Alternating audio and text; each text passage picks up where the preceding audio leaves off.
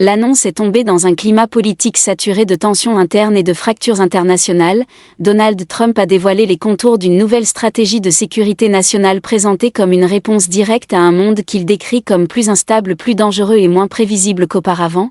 Dès les premières lignes du document et dans les déclarations qui l'ont accompagné, un changement de ton est perceptible, là où les stratégies précédentes tentaient encore de concilier leadership multilatéral et coopération stratégique. Celle-ci revendique ouvertement une approche fondée sur la dissuasion brute, la souveraineté absolue et la primauté des intérêts américains définis de manière étroite et assumée. Ce n'est pas seulement une mise à jour technique d'un cadre doctrinal mais un signal politique fort adressé autant aux alliés qu'aux adversaires et à l'opinion publique américaine elle-même. Trump insiste sur l'idée que les États-Unis ont trop longtemps supporter seul le coût de la sécurité mondiale, une rhétorique déjà connue mais qui prend ici une dimension institutionnelle nouvelle car elle se traduit par des orientations concrètes, recentrage des ressources militaires sur les menaces jugées existentielles, réduction des engagements jugés périphériques, pression accrue sur les alliés pour un partage du fardeau plus strict, et surtout une redéfinition de ce que Washington considère comme une menace directe. La Chine et la Russie occupent une place centrale dans cette doctrine mais le discours change subtilement. Il ne s'agit plus seulement de compétition stratégique ou de rivalité systémique mais d'un affrontement présenté comme inévitable entre modèles de puissance. Trump décrit un monde où la dissuasion économique, l'influence technologique et la supériorité militaire doivent être alignées dans une logique de confrontation prolongée. Cette vision tranche avec les tentatives antérieures de stabilisation par le dialogue stratégique et les mécanismes de confiance mutuelle. Dans cette nouvelle approche, la négociation n'est pas abandonnée mais reléguée à un rôle tactique et conditionnel. Elle n'est acceptable que si elle s'inscrit dans un rapport de force clairement favorable aux États-Unis. Sur le plan militaire, la stratégie met l'accent sur la modernisation accélérée des capacités conventionnelles et nucléaires, avec une attention particulière portée aux technologies émergentes, cyberdéfense, intelligence artificielle, espace et systèmes hypersoniques. Trump justifie ses choix par la nécessité de ne jamais laisser un adversaire potentiel atteindre un avantage décisif même temporaire. Cette logique du zéro retard marque une rupture avec des décennies de gestion du risque fondée sur l'équilibre et la maîtrise des armements. Les accords existants sont mentionnés de manière marginale, souvent avec scepticisme et parfois comme des contraintes héritées d'un autre temps. Sur le plan intérieur, la stratégie lie explicitement sécurité nationale et cohésion interne. Trump affirme que la vulnérabilité américaine commence à l'intérieur des frontières, évoquant le contrôle migratoire, la protection des infrastructures critiques et la lutte contre ce qu'il qualifie d'ingérences idéologiques étrangères.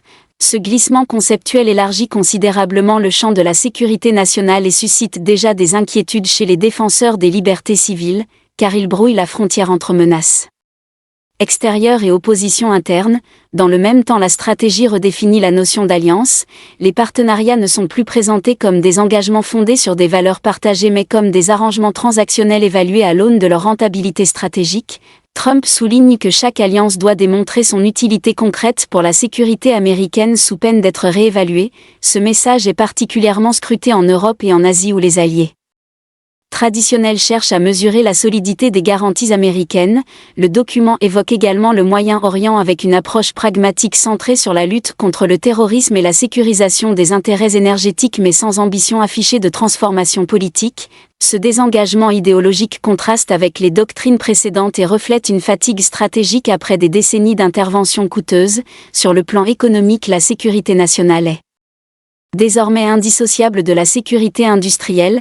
Trump insiste sur la relocalisation des chaînes de production critiques, la protection des technologies sensibles et l'utilisation assumée des outils commerciaux comme instruments de puissance.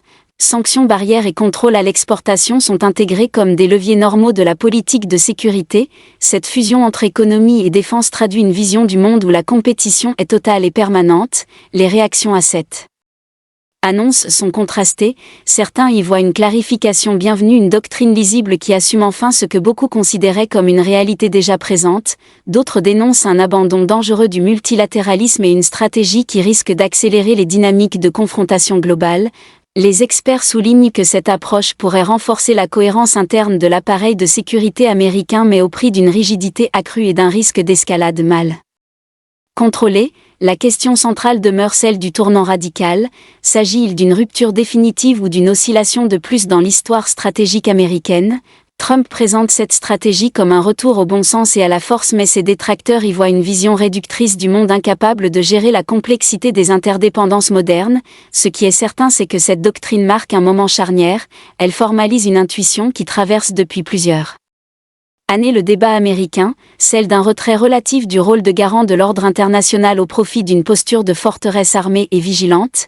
Dans un monde où les lignes de fracture se multiplient, cette stratégie ne se contente pas de répondre aux menaces, elle redéfinit la manière même dont les États-Unis se perçoivent et se projettent, et c'est peut-être là son impact le plus durable. Au-delà des choix budgétaires et des priorités militaires, elle impose un récit, celui d'une nation assiégée qui choisit la puissance avant le compromis et la préparation au conflit avant la gestion collective de la paix. Dans le prolongement immédiat de cette annonce, la mécanique institutionnelle s'est mise en mouvement, révélant les implications profondes de cette stratégie bien au-delà du discours initial. Au Pentagone comme au Conseil de sécurité nationale, les priorités sont en train d'être redéfinies avec une rapidité inhabituelle. Les arbitrages budgétaires qui en découlent traduisent une hiérarchisation brutale des menaces. Certaines zones autrefois centrales glissent vers la périphérie tandis que d'autres deviennent des théâtres prioritaires sans ambiguïté. L'Indo-Pacifique est désormais présenté comme l'épicentre stratégique du XXIe siècle, non seulement en raison de la montée en puissance militaire chinoise, mais aussi parce qu'il concentre selon Trump l'essentiel des chaînes de valeur technologiques critiques, semi-conducteurs, réseaux de données, routes maritimes. Cette focalisation implique une redistribution massive des moyens navals, aériens et cyber, ce qui mécaniquement réduit la capacité d'intervention simultanée sur d'autres fronts. Un choix assumé qui rompt avec la doctrine de la double capacité héritée de la guerre froide. Cette décision est analysée par certains stratèges comme un aveu implicite de limite. Les États-Unis ne prétendent plus pouvoir être partout à la fois. Ils choisissent ou frapper ou dissuader et ou accepter un retrait relatif. Sur le plan doctrinal, la stratégie introduit une notion clé, celle de la préemption stratégique étendue. Il ne s'agit pas uniquement d'actions militaires anticipées, mais d'une capacité à agir très en amont sur les plans économiques, technologiques, informationnels pour empêcher l'émergence même d'une menace crédible. Cette approche légitime des mesures auparavant considérées comme agressives ou exceptionnelles. Surveillance renforcée des flux financiers, pression sur les entreprises alliées, campagne d'influence assumée. La frontière entre temps de paix et temps de crise devient volontairement floue. Ce brouillage est présenté comme une adaptation nécessaire à un environnement où les conflits ne commencent plus par des déclarations de guerre mais par des attaques hybrides diffuses.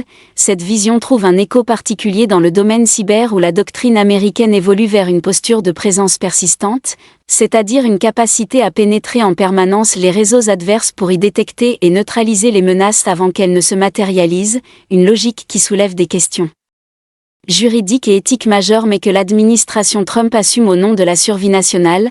Sur le plan diplomatique, cette stratégie modifie en profondeur le langage et les attentes. Les diplomates américains sont invités à parler le langage de la puissance et de la conditionnalité. L'aide, la coopération et même l'accès au marché américain sont explicitement liés à l'alignement stratégique, ce qui transforme la diplomatie en un instrument de tri entre partenaires fiables et acteurs jugés opportunistes. Cette approche est perçue par certains alliés comme une forme de chantage, mais elle correspond à la vision transactionnelle revendiquée par Trump depuis le début de sa carrière politique. L'Europe se trouve dans une position particulièrement délicate, prise entre la nécessité de maintenir le lien transatlantique et la crainte d'un désengagement américain conditionnel. Les déclarations sur l'OTAN sont scrutées mot à mot. La stratégie réaffirme l'alliance mais insiste sur une contribution financière et capacitaire accrue des membres, laissant planer le doute sur l'automaticité des garanties en cas de crise. Ce flou stratégique peut être interprété comme un levier de pression mais aussi comme un facteur d'instabilité, car il oblige les alliés à recalculer leur propre doctrine de défense. En Asie, la réaction est tout aussi ambivalente. Certains partenaires voient dans cette stratégie une assurance face à Pékin, d'autres redoutent d'être entraînés malgré eux dans une confrontation de haute intensité. La question de Taïwan est omniprésente en filigrane.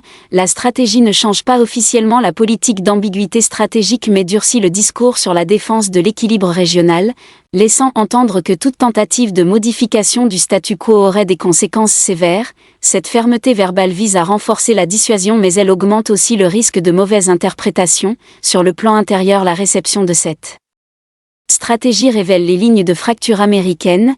Les partisans de Trump y voient une restauration de la crédibilité et de la force après des années de compromis jugés naïfs.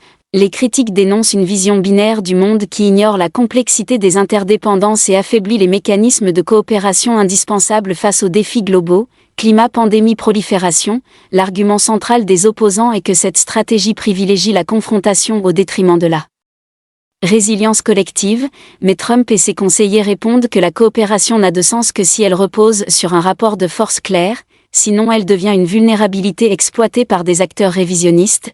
Ce débat traverse également l'appareil militaire où certains officiers saluent la clarté des objectifs tandis que d'autres s'inquiètent d'une politisation accrue des choix stratégiques. La stratégie de sécurité nationale devient ainsi un document éminemment politique au sens fort, elle ne se contente pas d'orienter l'action de l'État, elle cherche à structurer le récit national.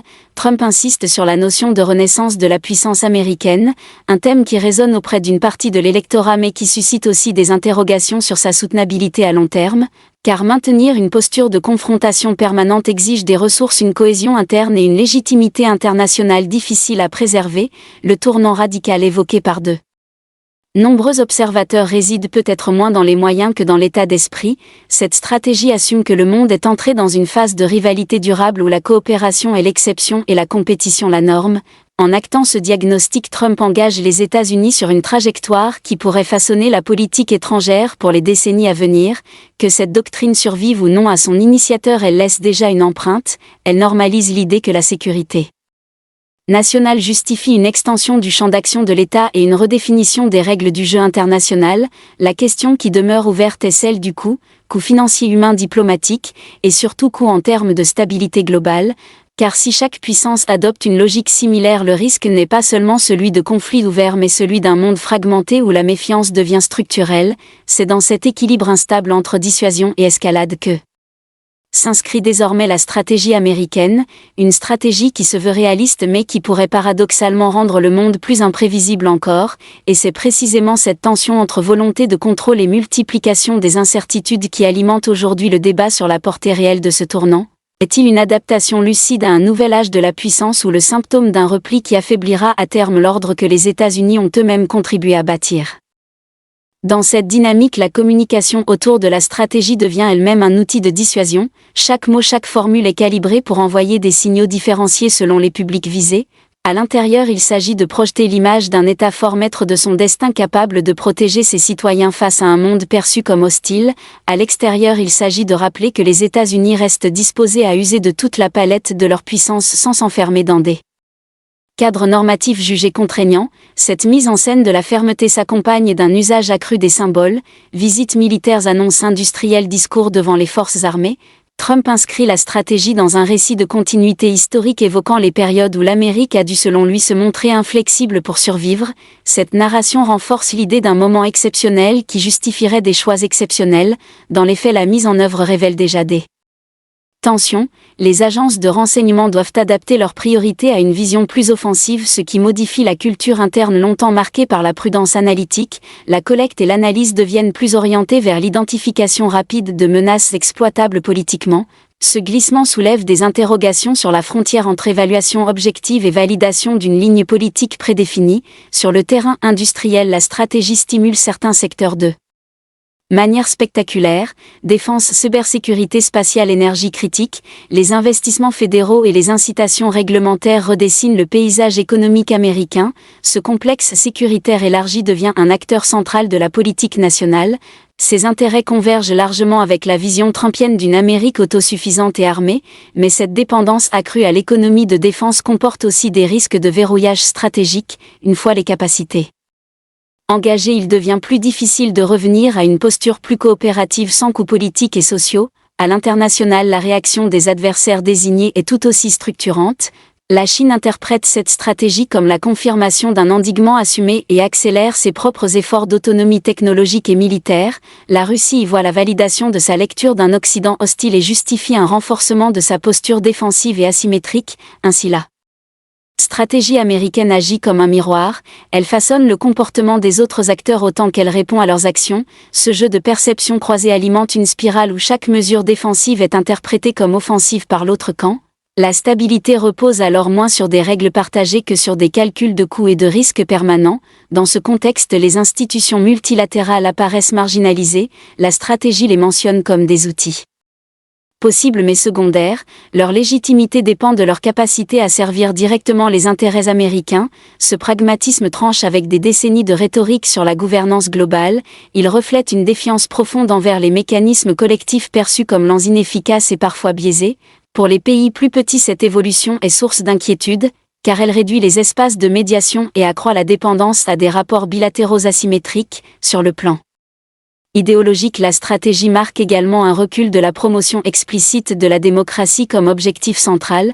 Trump affirme que la sécurité prime sur la transformation politique. Ce choix est présenté comme réaliste, mais il modifie profondément l'image des États-Unis dans de nombreuses régions. Certains régimes y voient une opportunité de renforcer leur pouvoir sans craindre de pression morale. D'autres populations interprètent ce silence comme un abandon. Cette ambivalence affecte le soft power américain déjà fragilisé. La stratégie semble accepter cette perte d'influence symbolique au profit d'un gain en liberté d'action. Reste à savoir si cette équation est viable à long terme, car la puissance militaire et économique ne suffit pas toujours à compenser l'érosion de la légitimité. Au cœur de ce débat se trouve la figure de Trump lui-même. Son style, son rapport au pouvoir et à la décision imprègnent la doctrine, la centralisation des choix, la méfiance envers les experts traditionnelle et la valorisation de l'instinct politique façonnent une stratégie plus personnelle que consensuelle. Cela renforce sa cohérence interne mais la rend aussi vulnérable au changement de leadership. Les analystes s'interrogent sur la capacité de cette doctrine à survivre à une alternance sans être profondément remaniée. Pourtant, même ces critiques reconnaissent qu'elle a déplacé le centre de gravité du débat. Certaines idées autrefois marginales sont désormais discutées ouvertement, comme la fin de l'illusion d'un ordre libéral universel ou l'acceptation d'une compétition de puissance durable. En ce sens, la stratégie agit comme un révélateur plus que comme une rupture totale. Elle met en lumière des tendances latentes et les pousse à leur logique extrême. Le tournant radical réside alors peut-être dans cette honnêteté brutale sur l'état du monde et sur les priorités américaines, mais cette lucidité revendiquée s'accompagne d'un pari risqué, celui que la force est là. Dissuasion suffiront à contenir le chaos sans mécanisme robuste de gestion des crises. Si ce pari échoue, les conséquences pourraient dépasser largement le cadre national, car dans un système international interdépendant, chaque choix majeur résonne bien au-delà de ses frontières. C'est cette dimension systémique que les observateurs tentent aujourd'hui de mesurer, alors que la stratégie de Trump commence à produire ses premiers effets concrets, entre réassurance musclée et inquiétude diffuse, entre affirmation de puissance et fragilisation de l'équilibre global. À mesure que cette doctrine se diffuse dans les cercles décisionnels, elle redéfinit aussi la temporalité de l'action stratégique américaine. La notion d'urgence devient centrale. Trump et son entourage décrivent un monde où l'inaction équivaut à un déclin accéléré. Cette perception justifie des décisions rapides, parfois unilatérales, et une tolérance réduite pour les processus de consultation longs et complexes. Cette accélération du temps politique modifie la relation entre l'exécutif et les contre-pouvoirs institutionnels. Le Congrès se retrouve souvent en position de réaction plutôt que d'initiative, tandis que les débats publics sont compressés par un discours de nécessité vitale. Cette dynamique alimente un climat où la sécurité nationale devient un argument transversal capable de trancher des débats économiques, sociaux et technologiques. Dans le domaine de la recherche, par exemple, les priorités scientifiques sont de plus en plus orientées vers des applications duales. La frontière entre innovation civile et militaire s'estompe. Cette orientation est présentée comme un impératif de survie dans une compétition globale, mais elle soulève des questions sur la liberté académique et la circulation internationale des savoirs. La stratégie encourage également une redéfinition du rapport entre État et entreprises privées. Les grandes firmes technologiques sont perçues à la fois comme des atouts stratégiques et comme des vulnérabilités potentielles. Trump insiste sur leur responsabilité patriotique, un langage qui rappelle des périodes de mobilisation nationale mais qui heurte une culture économique fondée sur l'autonomie et la mondialisation. Ce rapprochement forcé entre pouvoir politique et acteurs privés peut renforcer l'efficacité à court terme, mais il comporte le risque de tensions durables et de conflits d'intérêts. Sur le plan sociétal, la stratégie contribue à une militarisation du discours public. Les métaphores de combat d'ennemis et de front intérieur se multiplient. Cette rhétorique structure la perception des enjeux quotidiens et peut renforcer la cohésion autour d'un récit commun, mais elle accentue aussi les clivages en désignant implicitement des menaces internes. Ce glissement est scruté avec attention par les observateurs des libertés publiques qui y voient un terrain propice à des restrictions justifiées par l'exception permanente. À l'étranger, les effets indirects de la stratégie se manifestent dans les choix d'alignement. Certains pays cherchent à se rapprocher davantage de Washington pour bénéficier de sa protection, d'autres accélèrent des politiques d'autonomie stratégique pour réduire leur dépendance. Cette recomposition des alliances contribue à fragmenter l'ordre international en blocs plus étanches. La coopération transversale devient plus difficile car chaque initiative est évaluée à travers le prisme de la rivalité globale, même des enjeux historiquement consensuels comme la lutte contre le terrorisme ou la non-prolifération nucléaire sont affectés par cette logique de méfiance. La stratégie de Trump assume ce coup en arguant que la clarté vaut mieux qu'une coopération fragile et illusoire, mais cette approche soulève une question fondamentale, celle de la gestion des crises imprévues. Car un système international moins coopératif dispose de moins de canaux pour désamorcer les tensions accidentelles, les incidents mineurs peuvent alors prendre une dimension disproportionnée. Cette vulnérabilité systémique est au cœur des inquiétudes exprimées par certains anciens responsables de la sécurité nationale. Ils reconnaissent la nécessité de s'adapter à un monde plus compétitif mais mettent en garde contre une logique où chaque interaction est interprétée comme un jeu à somme nulle. Trump et ses soutiens rétorquent que cette lucidité stratégique est précisément ce qui a manqué aux administrations précédentes. Selon eux, l'illusion d'une convergence des intérêts a affaibli la position américaine et encouragé des comportements opportunistes. La nouvelle stratégie serait donc un correctif nécessaire même s'il est inconfortable. Ce débat révèle une divergence profonde sur la nature du pouvoir et de la stabilité. Pour les uns, la stabilité naît de règles partagées et de compromis imparfaits. Pour les autres, elle repose sur la force, la dissuasion et la capacité à imposer des lignes rouges crédibles. La stratégie de Trump tranche clairement en faveur de la seconde vision. Elle érige la crédibilité coercitive en pilier central, mais la crédibilité est un concept exigeant. Elle suppose une cohérence entre le discours et l'action et une capacité à assumer les conséquences. C'est là que se situe peut-être l'épreuve décisive de ce tournant. Car une stratégie aussi affirmée réduit les marges de manœuvre, chaque recul, chaque ambiguïté peut être interprétée comme un affaiblissement. Cette logique enferme l'action politique dans une escalade potentielle où le compromis devient synonyme de faiblesse. Les mois et les années à venir diront si cette posture peut être maintenue sans provoquer les crises qu'elle prétend prévenir. En attendant, elle a déjà transformé le paysage stratégique.